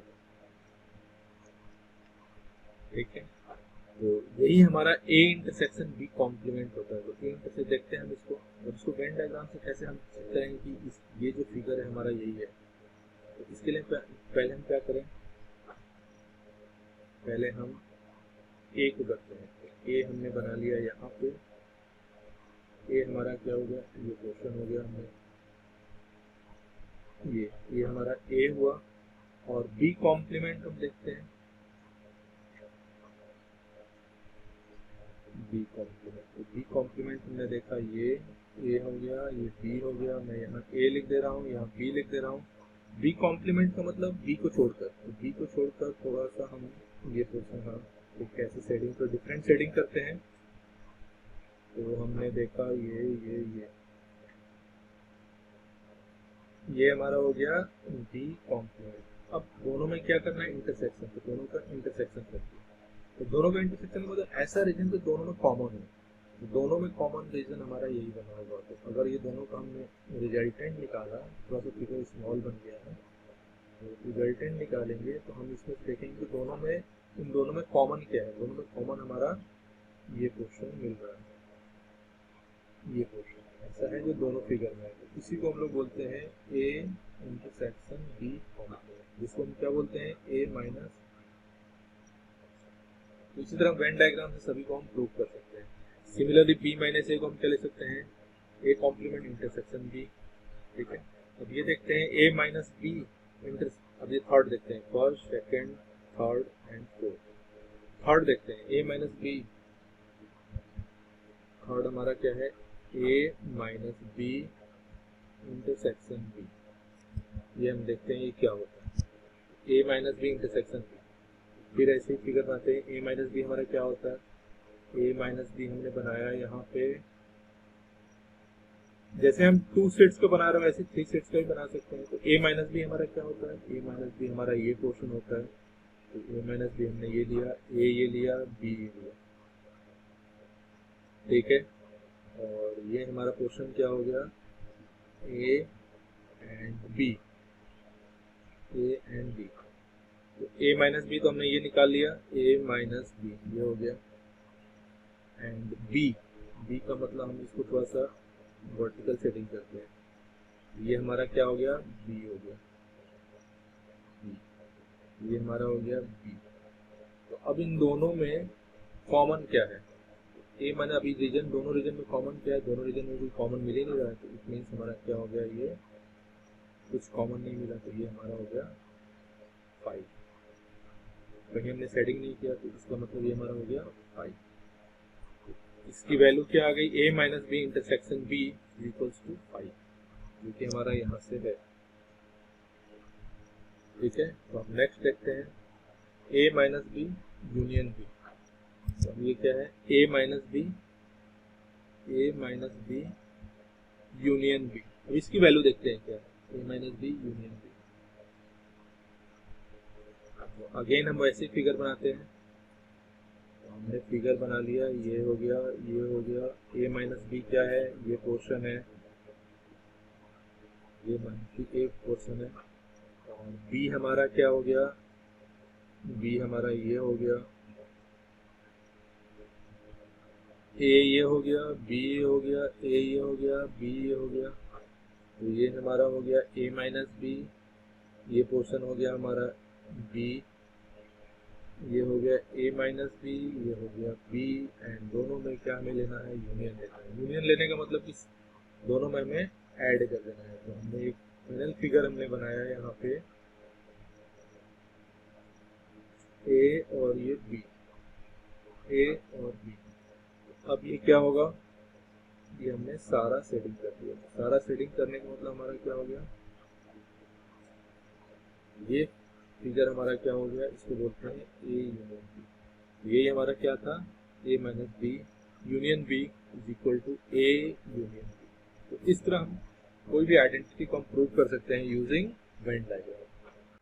अब देखते हैं हम next topic, some important result on number of elements in set.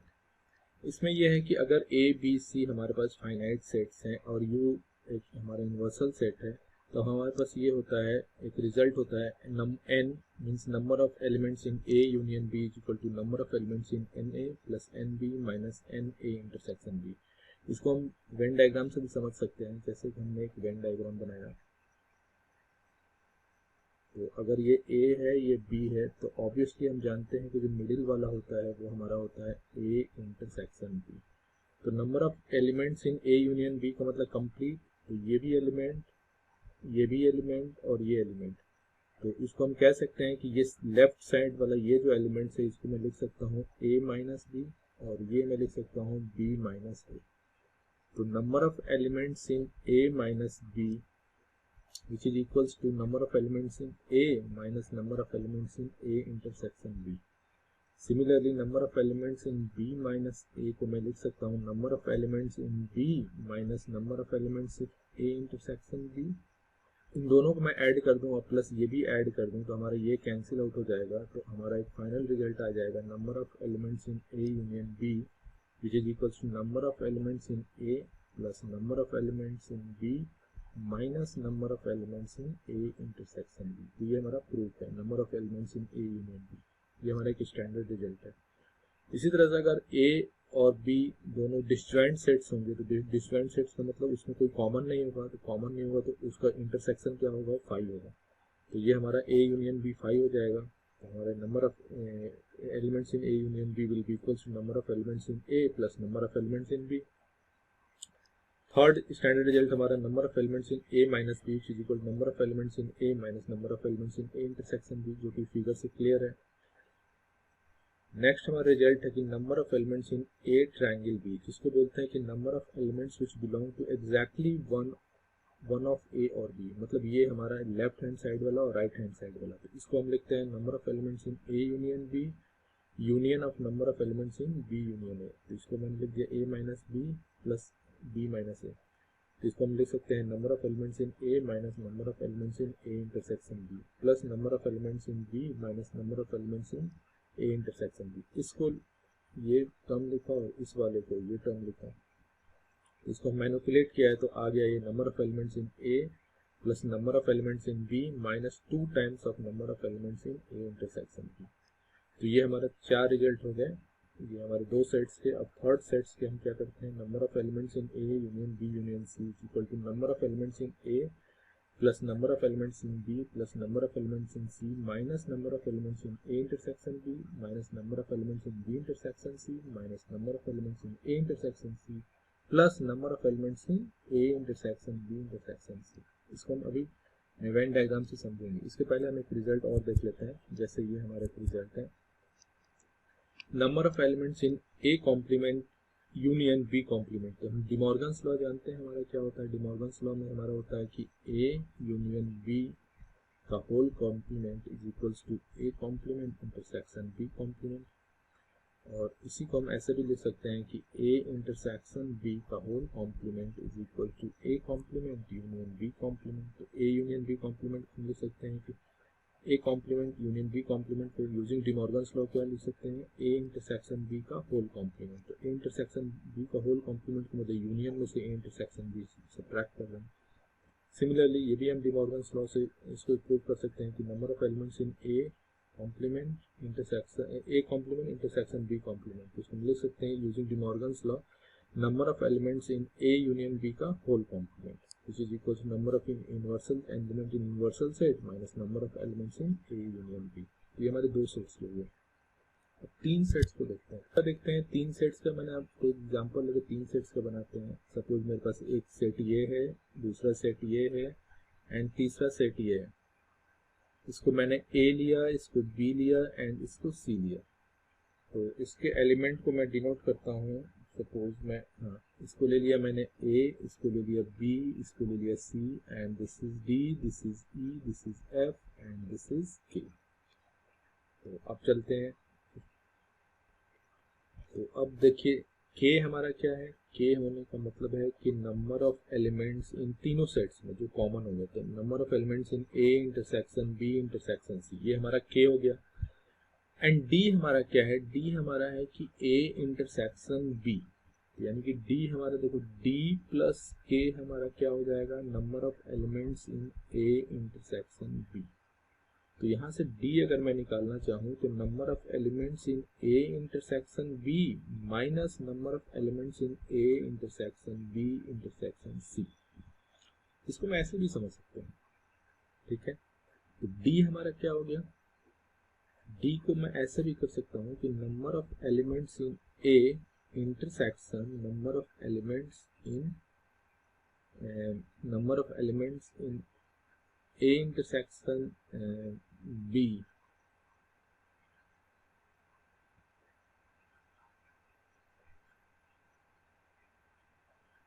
Similarly E हमारा क्या हो जाएगा, E हमारा हो जाएगा नंबर ऑफ, अगर मैं इसको लूँ B इंटरसेक्शन C ले लिया और इसको मैंने ले लिया A इंटरसेक्शन C। हाँ, तो ये हमारा हो जाएगा number of elements in B intersection C। E हमारा ये हो जाएगा E plus K equal to B intersection C। तो माइनस K की जगह मैं लिख दूँ A intersection B intersection C। D हो गया, E हो गया। F को हम देखते हैं तो F को सिमिलरली F को मैं क्या लिखूँ, A intersection C minus number of elements in A intersection B intersection C। तो हमें मिल गया K मिल गया, D मिल गया, E मिल गया, F मिल गया। अब मुझे A निकालना है, B C निकालना है। तो A निकालने के लिए हम देखते हैं कि A plus D plus K plus F which is equals to number of elements in A। तो यहाँ से अगर मैं A की वैल्यू निकालूँ तो A which is equals to मैं लिख दूँ number of elements in A minus D minus F minus K।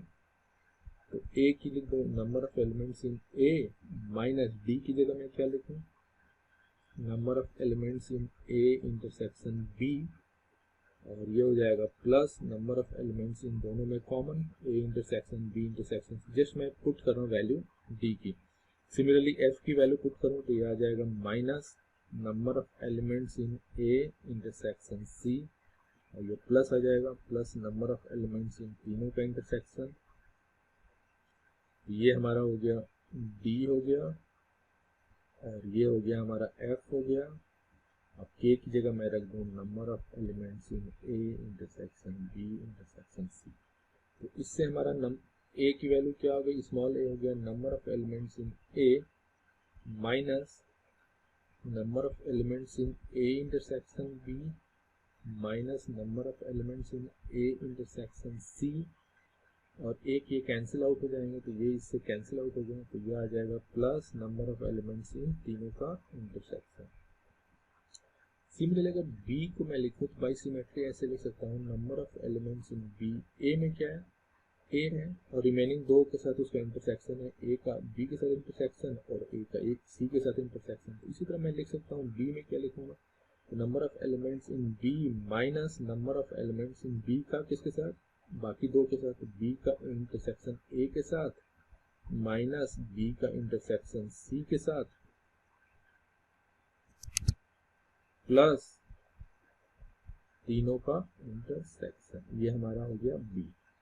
Similarly अगर मुझे सी लिखना होगा तो मैं सी का लिखूंगा सिमिलरली इसी प्रकार, number of elements in C minus number of elements in, बाकी दो में बचे तो C intersection A minus C intersection B plus number of elements in A intersection B intersection C. ये हो गया, तो हमारा ए बी सी भी मिल गया। अब मैं इससे कोई सा भी रिजल्ट निकाल सकता हूँ। तो अब मैं जैसे देखता हूँ पहला रिजल्ट की एग्जैक्टली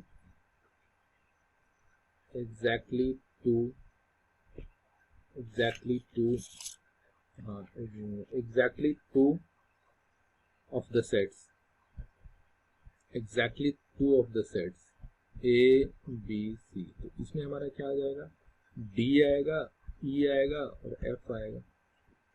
इसको हम ऐसे समझते हैं कि ए है एलिमेंट जो हमें केवल ए दे रहा है, और बी है जो केवल बी में है, और सी है जो केवल सी में है, और डी हमारा क्या है, ए बी में है बट सी में नहीं है।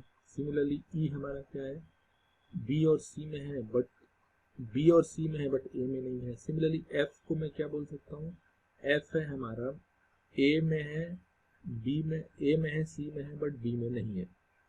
इसको मैं एक एग्जांपल से और भी कर सकता हूँ, मैं आपको उसको बताऊंगा, पहले इसको देख लेते हैं। डी ई एफ, तो डी ई एफ की वैल्यू रख देते हैं। डी ई एफ की वैल्यू मैं रखूँ यहाँ से तो आ जाएगा number of N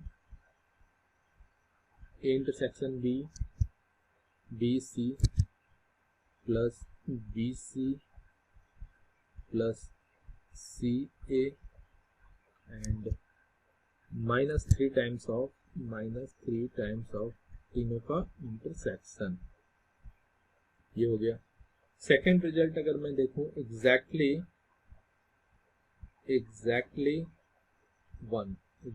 one of the sets A B C. तो exactly one of the sets में क्या आएंगे, ए आएंगे, बी आएंगे, सी आएंगे। ए बी सी की वैल्यू अगर हम पुट कर दें तो ये हमारा आ जाएगा, यहाँ से अगर मैं वैल्यू पुट करूं तो N A plus N B plus N C minus A B minus two times of क्या आएंगे, A intersection B plus B intersection C plus C intersection A. ये हो गया two times and plus three times of तीनों का intersection. ये आ गया, तो हमारा एग्जैक्टली टू हो गया और एग्जैक्टली वन हो गया। इसको हम देखें, डी ई एफ निकालने का हमारा एक और तरीका है। जैसे कि मैं ये देखूं, डी हमारा क्या है, डी जैसे इस फिगर से मैंने देखा तो डी एग्जैक्टली मैं ऐसे लिख सकता हूँ कि डी हमारा है number of elements in A B but not C. तो डी को मैं लिख सकता हूँ A intersection B intersection C complement. तो जैसे हमारा एक फॉर्मूला होता है कि A intersection B complement which is equals to number of elements in A minus number of elements in A intersection B. तो इसका फॉर्मूला एक्चुअली ये टू सेट से आता है। सपोज ये हमारे पास दो सेट्स है, ये ए है, ये बी है। तो A intersection B complement, A intersection B complement का मतलब क्या आ जाएगा, ये वाला पोर्शन। जिसको हम a माइनस बी भी बोलते हैं। तो a माइनस बी, इसी को हम लिखते हैं a इंटरसेक्शन b कॉम्प्लीमेंट। और जो ये पोर्शन होगा इसको हम बोलते हैं b माइनस a। तो इसको हम ये भी लिख सकते हैं a कॉम्प्लीमेंट इंटरसेक्शन b। तो अब इसी तरह हम इसको देखते हैं। तो number of elements in a intersection b complement, तो इसका फॉर्मूला क्या होता है? जैसे ये कॉम्प्लीमेंट ये वाला है, तो इसमें हम क्या करें, पहला तो ये जिसमें कॉम्प्लीमेंट नहीं है उसको हम ले लेंगे na माइनस दोनों का इंटरसेक्शन। तो हमारा ये मैं इसमें क्या लिख दूँ, na जिसमें कॉम्प्लीमेंट नहीं है ये, माइनस इन सारे का इंटरसेक्शन। तो a intersection b intersection c, ये हमारा d आ गया। d पहले यही था, d हमारा यही है। सिमिलरली अगर मैं e को देखूं, e हमारा क्या है, e हम इस फिगर से देखते हैं। e हमारा है कि e ऐसा है जो b में है, c में है, बट a में नहीं है। तो e हमारा क्या, मैं बोलूँ कि e ऐसा है जो b में है, c में भी है, बट a में नहीं है। तो इसका सिमिलरली ऐसे ही फॉर्मूला लगा दूँ, तो number of elements in b intersection c minus number of elements इन तीनों का इंटरसेक्शन, यही है e। सिमिलरली f में भी ऐसे करूँ, f हमारा क्या है, f हमारा है a में है, c में है, बट b में नहीं है। तो ऐसे कर दूँ, f में number of elements in a में नहीं है, b में है, एक मिनट, आई थिंक a में है, c में है, b में नहीं है। a में है, a में है, a में है, b में है, c में नहीं है। a में है, b में है, f को एक बार और देख लेते हैं। a में है, c में है, b में नहीं है। a में है, c में है, b में नहीं है। तो इसको मैं ऐसे लिख देता हूँ, a में है, c में है, b में नहीं है। तो किस में नहीं है, a में नहीं है, c में नहीं है, माइनस तीनों का इंटरसेक्शन। ठीक है, ये हमारा आ गया।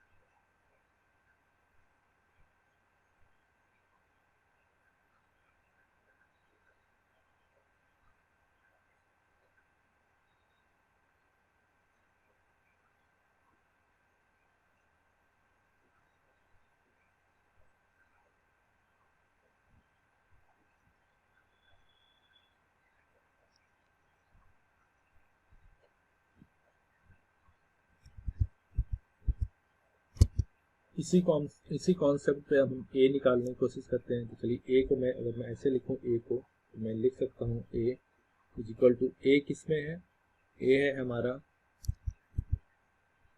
a किस में है, a में है, b में नहीं है, c में नहीं है।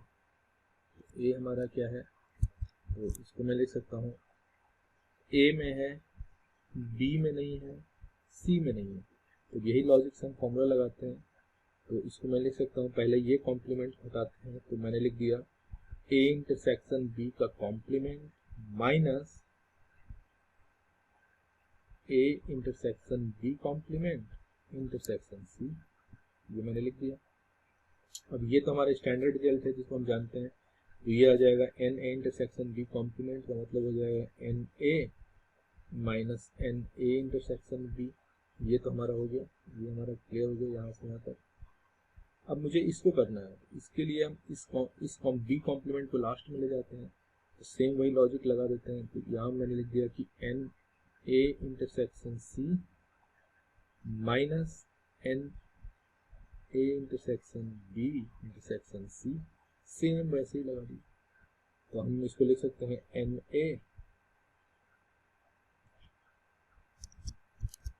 ए minus N A intersection B minus N A intersection C, and ये minus minus plus number of elements in A intersection B intersection C, ये हो गया। तो इस तरह हम ए बी सी सबकी वैल्यू निकाल सकते हैं। ये दूसरा तरीका हुआ हमें निकालने का, चेक कर सकते हैं ए बी हमारा यही होगा, एन ए, हाँ ठीक है यही है। तो इस तरह से हम 3 सेट्स का निकाल सकते हैं। अगर मान लीजिए मुझे जैसे एग्जैक्टली 1 एग्जैक्टली 2, अब मुझे फाइंड आउट करना है third standard result at least one का मतलब क्या होगा, 1 exactly 1 plus exactly 2 plus exactly 3। तो एग्जैक्टली 1 कौन कौन सा है, तो ए प्लस बी प्लस सी एग्जैक्टली 1 है। एग्जैक्टली 2 में क्या है, डी प्लस ई है, डी ई एफ है, एंड एग्जैक्टली 3 में के है, यानी सारे एलिमेंट्स हम ले लेते हैं। तो ये एक्चुअली एटलीस्ट 1 का मतलब ही होता है number of elements in A union B union C. ये हमारा फॉर्मूला हो जाएगा। तो अब नेक्स्ट हम देखते हैं कि अगर मान लीजिए एटलीस्ट 1 है ना, तो एटलीस्ट 2 मान लीजिए मैं करता हूँ, तो एटलीस्ट 2 में क्या आ जाएगा, एटलीस्ट 2 में आ जाएगा आपका कम से कम 2 होना चाहिए, 2 से कम नहीं होना चाहिए। तो एटलीस्ट 2 में क्या आ जाएंगे, एग्जैक्टली 2 प्लस एग्जैक्टली 3। तो एग्जैक्टली 2 में क्या आ जाएंगे, D plus E plus F, and exactly 3 में के, यहाँ वैल्यू रख देंगे। और नेक्स्ट अब देखते हैं एटमोस्ट 2 में क्या क्या आ जाएंगे, एटमोस्ट 2 में आ जाएंगे आपके एग्जैक्टली 1 प्लस एग्जैक्टली 2। तो एग्जैक्ट 2 से ज़्यादा नहीं, क्योंकि एटमोस्ट 2 बोल रहा है। तो इसमें आ जाएंगे A plus B plus C, and exactly 2 में आ जाएंगे D plus E plus F, के को छोड़कर। तो इस तरह से हम कुछ रिजल्ट्स हैं इसको हम प्रूव कर सकते हैं। अब कुछ न्यूमेरिकल्स करते हैं इस टॉपिक पे। चलिए कुछ न्यूमेरिकल से स्टार्ट करते हैं। पहला न्यूमेरिकल ये कह रहा है कि in a group of 800 people 550 can speak Hindi and 450 can speak English, how many can speak both Hindi and English. बहुत ईजी क्वेश्चन है। तो पहले इसको हम देखते हैं। ये हमने एक सेट बना लिया जिसमें कि ये है हमारा सेट हिंदी का, ये है हमारा सेट इंग्लिश का। तो in a group of 800 people 550 can speak Hindi, तो 550 can speak Hindi and 450 can speak English. तो how many can speak both, मुझे ये निकालना है, ये पोर्शन मुझे निकालना है। तो in a group of 800 people, तो जैसे कि अगर मैं हिंदी वर्सेस इंग्लिश, मतलब हिंदी और इंग्लिश, इसको मैं क्या आ गया, number of people 800 and number of people Hindi, ये क्या गिवन है 550, ये हमारा गिवन है। Number of people studying English, ये हमारा कितना गिवन है 450 गिवन है। तो number of people Hindi and English ये मुझे निकालना है। तो हम यूजिंग फॉर्मूला कर सकते हैं, नंबर ऑफ पीपल हिंदी और English is equal to number of people of Hindi plus number of people English minus number of people दोनों का इंटरसेक्शन। तो जस्ट हम वैल्यू पुट कर दें, तो ये हो गया 800 हो गया, और ये हो गया 550 प्लस 450 माइनस ये कितना हो गया आपका number of H intersection E. तो यहाँ पे आ जाएगा आपका number of H intersection E which will be equals to, ये आ जाएगा 550 प्लस 450, ये हो जाएगा 1000 माइनस 800, तो आ जाएगा ये 200, यानी कि ये जो यहाँ पे जो वैल्यू आएगी वो 200 होगी। तो अगर इसी क्वेश्चन में पूछता कि number of people who speaks only Hindi, तो मैं 550 में से 200 सब्ट्रैक्ट कर देता। और अगर ये पूछता कि number of people who speak only English, तो ये हमारी वैल्यू इसमें कर देते हैं। तो अगर इसको सब्ट्रैक्ट करें तो आई थिंक ये 350 आएगा, ये वाली वैल्यू 350 आएगी, एंड ये वाली वैल्यू आएगी आई थिंक 250। तो अगर मैं इन तीनों का ऐड कर दूं 350 जो कि एग्जैक्ट केवल ओनली हिंदी पढ़ते हैं, और 250 ओनली इंग्लिश पढ़ने वाले हैं, 200 दोनों पढ़ने वाले हैं। तो 350 प्लस 250 प्लस 200, इन दोनों का ऐड कर दूँ तीनों को तो 0 0 800। तो टोटल हमारा ये टोटल ग्रुप ऑफ पीपल 800 आ गया। तो ये हमारा एक क्वेश्चन हुआ। नेक्स्ट क्वेश्चन देखते हैं। अब ये नेक्स्ट क्वेश्चन कह रहा है कि in a class of 35 student 20 like to play cricket and 16 like to play football. Also, each student like to play at least one of the two games. How many students like to play both cricket and football? Same वही question है। तो अब इस question में 35 student हैं, तो total 35 student के लिए हम क्या करें, number of student cricket and football. तो नंबर ऑफ स्टूडेंट क्रिकेट और फुटबॉल, तो ये 35 हो गया। मुझे निकालना है दोनों खेलने वाले क्रिकेट एंड फुटबॉल की वैल्यू निकालनी है। एंड ये भी दिया हुआ है, ये क्या है, नंबर ऑफ सेम। अगर इसको मैं करता हूँ क्रिकेट एंड फुटबॉल, तो ये क्रिकेट हो गया, ये फुटबॉल हो गया, यहाँ पे चला, ये मुझे निकालना है। ये 35 तो टोटल दिया हुआ है ना, यानी 24 क्रिकेट में हो गया, 24 क्रिकेट एंड 16 ये हो गया फुटबॉल। तो मुझे निकालना है NC क्रिकेट दिया हुआ है 24, फुटबॉल दिया हुआ है 16। तो अब मुझे फॉर्मूला में बैठा दो, NC union F will be equals to NC plus NF minus NC intersection F। तो this will comes out to be 35 which is equals to 24 plus 16 minus NC intersection. तो NC इंटरसेक्शन F क्या हो जाएगा, 40 and minus 35 which is equals to 5। तो again हम इसको value अगर put करें तो ये वैल्यू हमारी 5 हो गई, एंड इस वैल्यू में हमें निकालना होगा तो ये 19 आ जाएगा ओनली क्रिकेट खेलने वाले, एंड यहाँ अगर निकालना होगा तो ये 11 हो जाएगा ओनली फुटबॉल खेलने वाले। इन तीनों को अगर मैं सम करूँगा तो ये 35 आना चाहिए। तो इन तीनों का अगर मैं सम करूँ तो 19 प्लस 11 प्लस 5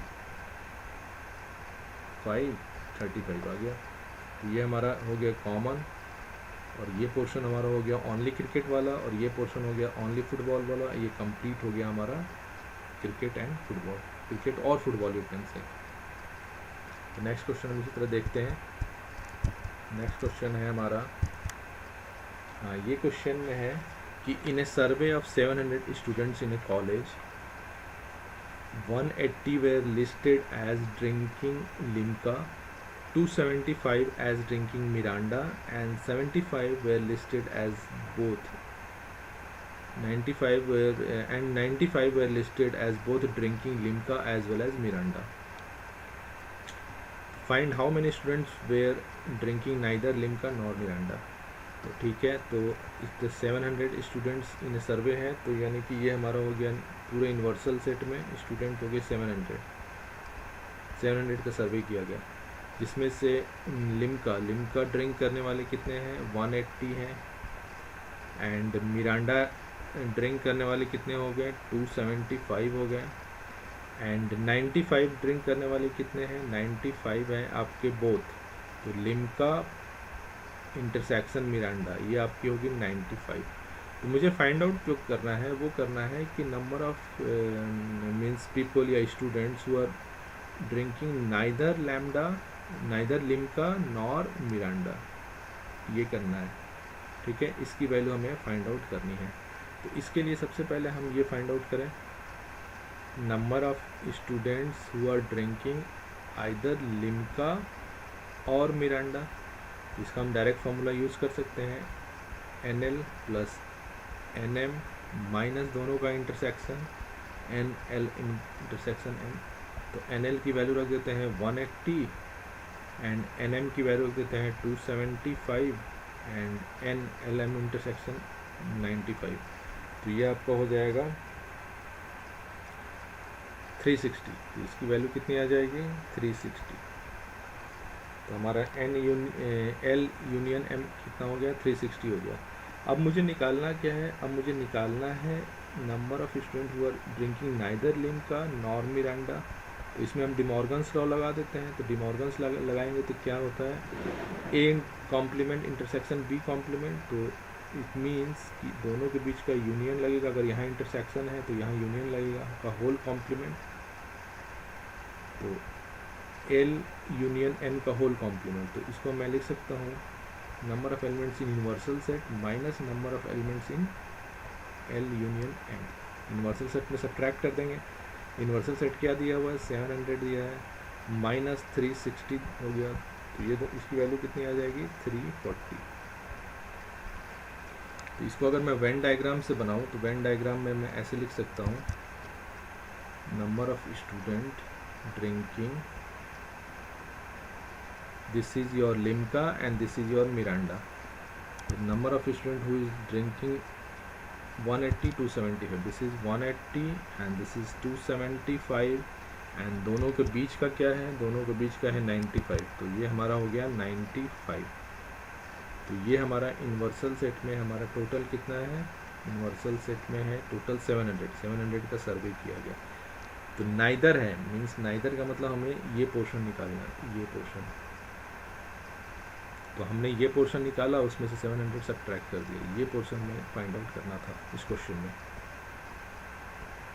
तो ये पोर्शन निकालने के लिए हमने क्या किया, यूनियन वाला मतलब ये पोर्शन हमने निकाला, उसमें पूरे यूनिवर्सल सेट सब्ट्रैक्ट कर दिया, क्योंकि इसमें बोल रहा है कि हमें वो स्टूडेंट निकालिए जो ना लिम्का ड्रिंक कर रहे हैं ना मिरांडा ड्रिंक कर रहे हैं। तो मतलब ये हमारा ये वाले पोर्शन में हमारा ये होंगे, तो ये हमारे पोर्शन में क्या आएंगे 340, जो कि 340। तो ये हमारा ये क्वेश्चन था। अब नेक्स्ट क्वेश्चन एक और देखते हैं। ये क्वेश्चन में है कि a college awarded 38 medals in football, 15 in basketball and 22 cricket. चलिए 3 सेट्स का एग्जाम्पल है, तो इसको ले करते हैं कि if these medals went to a total of 58 men and only 3 men got medals in all the 3 sports. ठीक है,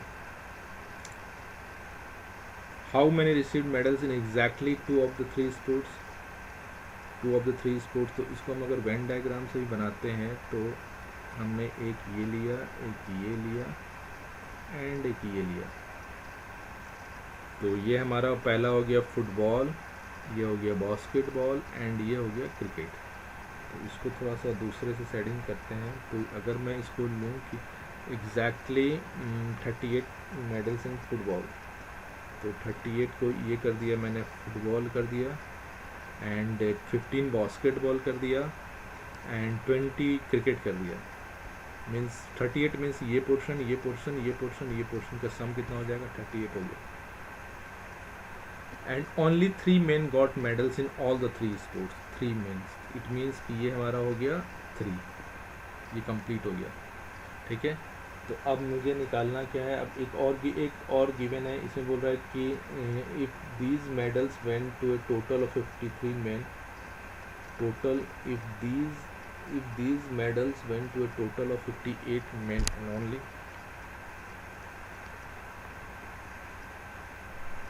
अच्छा, सारे का यूनियन यानी कि टोटल 58 गया, तो ये हमारा हो जाएगा आपका number of F union B union C. इसकी वैल्यू कितनी आ गई, इसकी वैल्यू आ गई आपकी 58। तो अब मैं इसमें फॉर्मूला लगा दे रहा हूँ। तो यूनियन वाला फॉर्मूला लगाऊंगा तो क्या आ जाएगा, number of F union B union C. इसमें क्या आ जाएगा, F plus B plus C minus दोनों का intersection F B minus B C minus F C plus तीनों का intersection F B and C. तो ये हमारा गिवन है।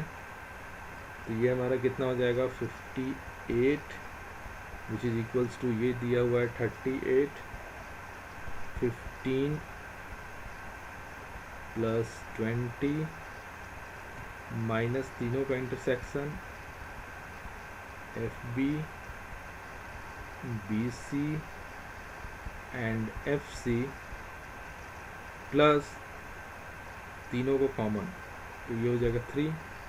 अब इससे मुझे निकल जाएगा, ये इसकी वैल्यू निकल गई, तो इसकी वैल्यू हो जाएगी number of elements in F intersection B plus number of elements in B intersection C plus number of elements in F intersection C. इसकी वैल्यू कितनी आएगी? अगर मैं उस साइड ले जाऊँ तो ये हो जाएगा 38 प्लस 35, 15 प्लस 20, 15 प्लस 20 हो जाएगा 35 प्लस 3 माइनस 58, 35 और 38 plus 38 minus 58, 16, 76 minus 58, so this will comes out to be 8, I think 18, तो 18 ये हो गया। तो अब मुझे निकालना है इसकी वैल्यू आ गई 18। तो अब मुझे फार्मूला में रख दो एग्जैक्टली 2 का। तो एग्जैक्टली 2 का फॉर्मूला रख दिया मैंने। तो एग्जैक्टली 2 में क्या आएगा? एग्जैक्टली 2 में जो फॉर्मूला था d plus E plus F, D plus E plus F का फॉर्मूला क्या था? इसमें आ जाएगा आपका फॉर्मूला में exactly 2 means number of cricket means तीनों का intersection F B C F C, F B number of BC plus number of FC minus 3 times of number of तीनों का इंटरसेक्शन। तो इसकी वैल्यू तो आपकी 18 आ गई, माइनस 3 इंटू तीनों का इंटरसेक्शन 3 है, तो 18 minus 9 which is equals to 9। तो ये आपका फाइनल आंसर हमारा क्या हो गया? 9 हो गया। तो ये भी एक बहुत अच्छा क्वेश्चन था तीनों सेट्स के।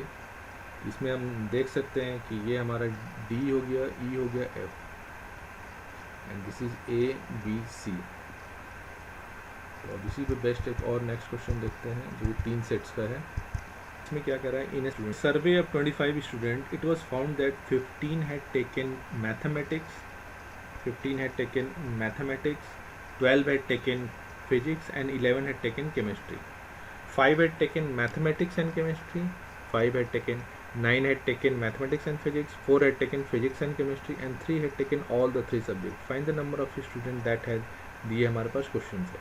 तो चलिए हम इसको स्टार्ट करते हैं। तो पहले हम एक 3 सेट्स का डायग्राम बनाते हैं। 3 सेट्स हमने डायग्राम बना दिया। ये हमारा डायग्राम हो गया। इसमें मैंने मैथ रखा, इसमें फिजिक्स रखा, इसमें केमिस्ट्री रखा। तो आप इसमें वैल्यू इंसर्ट करते हैं। वैल्यू इंसर्ट करेंगे तो पहले हम देखा कि 15 मैथमेटिक्स पढ़ने वाले हैं, तो 15 यहाँ मैथ रखा एंड फिजिक्स करने वाले हैं 12 एंड केमिस्ट्री पढ़ने वाले हैं 11।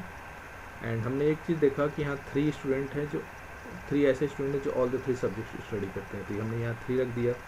एंड मोर इंटरेस्टिंग एक चीज़ यहाँ देखिए कि 5 had taken mathematics and chemistry. तो 5 had taken mathematics and chemistry, तो 5 हमने यहाँ रख दिया, जो कि वैल्यू हमारी ये हो गई।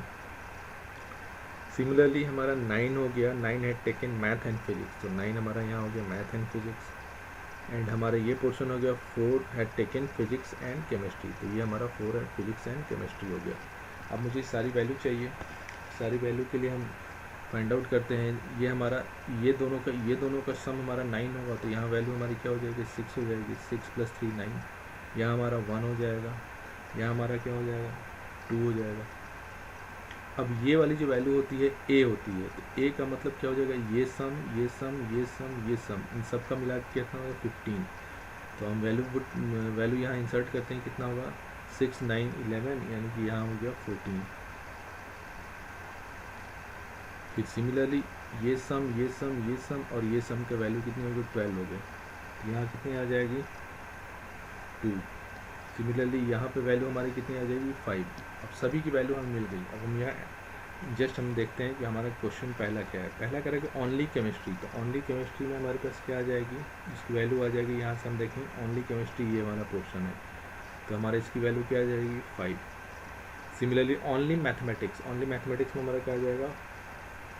14। तो हमारा ओनली मैथमेटिक्स में यहाँ 14 आएगा। मिनट, यहाँ मुझे लगता है कि मैंने एरर कर दिया। यहाँ पे कितना आ जाएगा? 6, ये 4 होगा। हाँ दिस इज़ 4 6, अब इन सबका सम कितना हो जाएगा 15 हो जाएगा।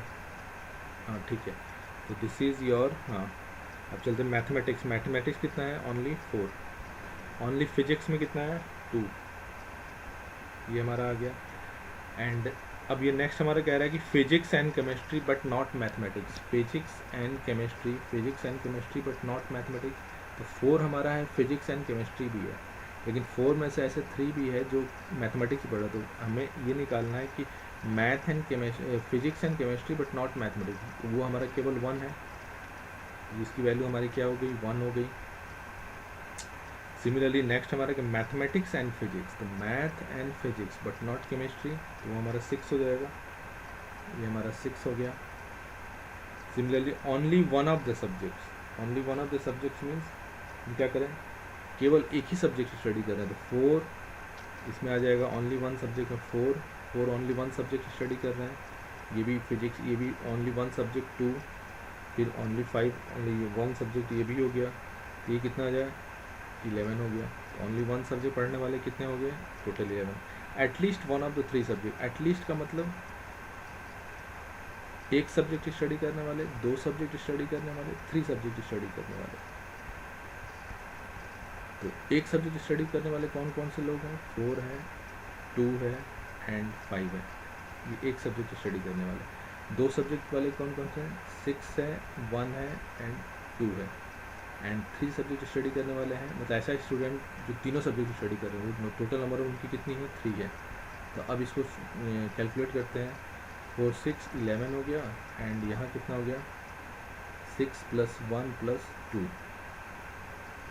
9 हो गया, एंड +3 टोटल हो गया 23।